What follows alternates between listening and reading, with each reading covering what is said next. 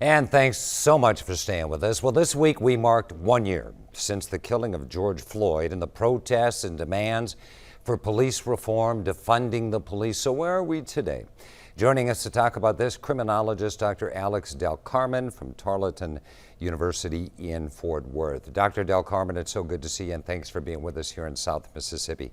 Let's start by reflecting. A year out now from George Floyd being killed at the hands of police sparked riots, demonstrations, protests around the country throughout the summer of 2020. What was your take on all of that, first of all? Well, I think that what's happened is there's been a national movement, right? A national call for change in policing. Unfortunately, some of it was taken to an extreme, which required or prompted for police departments to do away with their budgets and reduce their budgets substantially. And not much has actually been made in terms of progress since last year because of those, if you want to call it extreme requests that were made by some people. Well, and the irony is many of the cities, the Portlands, the Minneapolis, Seattle, New York, even Los Angeles, the ones that actually did move towards some measure of defunding police, suddenly saw crime rates, violent crime rates soar, and they kind of backtracked a little bit.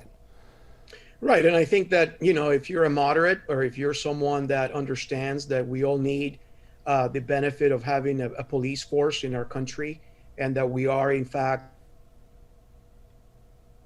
people that are reasonable and rational, would actually understand that the need for police is, in fact, part of our social structure. Now, having said that, it doesn't take away from the call that has been made nationwide to reform police and to raise questions and give police officers the ability of being able to understand the constitutional practices within the law. And the special interest groups, elected officials, some elected officials are all making these demands for either defunding, and they've even used the word reimagine, whatever that means. But if you look at polling, most Americans are not in favor of that.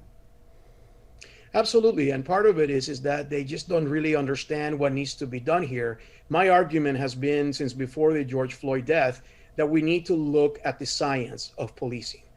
Some of us in criminology have been studying this for a number of years, and criminology as a whole has actually looked into policing from a scientific perspective for over 100 years, which basically means that let's look at the science, let's look at social science research, let's make police departments better. Let's ensure that the George Floyd incident doesn't take place again.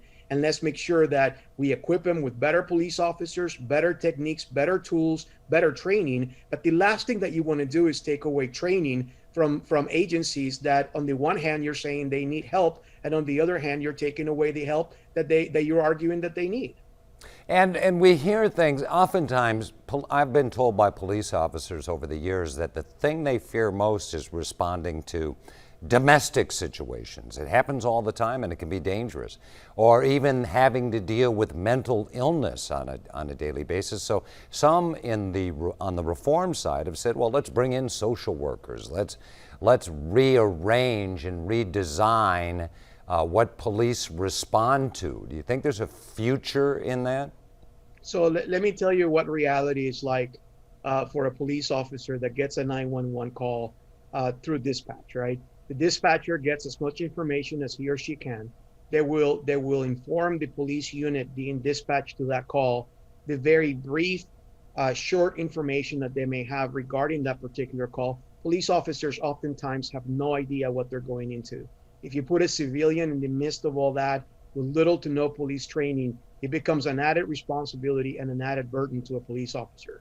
The problem with these simple solutions is that they really don't consider the fact that law enforcement deal with serious, complex problems that are real, that risk people's lives, and they need to be taken into the context of what police officers do. I think the idea is noble, but in fact, it's not a practical one. And one result we've seen, and it may be an unintended consequence, morale within police departments all around the country at an all-time low. Chiefs are resigning, officers are leaving, and it's becoming increasingly difficult to recruit the next generation of law enforcement. Absolutely. And why would someone want to join law enforcement today, right? At the age of 21, which is the minimum age in most of the states in the United States, you're a young man or a young woman with a wonderful career ahead of you, with perhaps even a bachelor's degree. And why would you want to go and join a police force right now that the standard of pay is substandard, that the public is to some degree not happy with what you do, and now you're risking your life and you're just risking everything that you ever worked for that split second decision that you may make or have to make at some point. So look, we're having challenges across the United States. We need to support law enforcement, and we need to ensure that we make them better, that we hold them accountable, but at the same time that we are rational about our approach to try to improve on law enforcement throughout the nation. Otherwise, we're not going to have good police officers in years to come. Yeah, one thing that's always been a problem over the years is this so-called kind of blue wall of silence where police officers rally around one another, are hesitant to report things they see that are wrong among fellow officers, will not testify against them. But in that Derek Chauvin case in Minneapolis on the George Floyd case, we did see officers step forward and testify against Chauvin. Right, but it was ex post facto, right? It was after the fact that this had made international news, and everybody sort of knew that, backing up the officer involved or the officers involved in this incident would have been bad news. Look, I don't know where we are in terms of the culture of policing throughout the United States as it stands to, for police officers to stand up and do the right thing across the board. I do know, and I've been very fortunate in my 24-year career as a criminologist, where I've trained thousands of police officers, that I have worked with really, really good people that are very ethical, that will do the right thing if given that choice.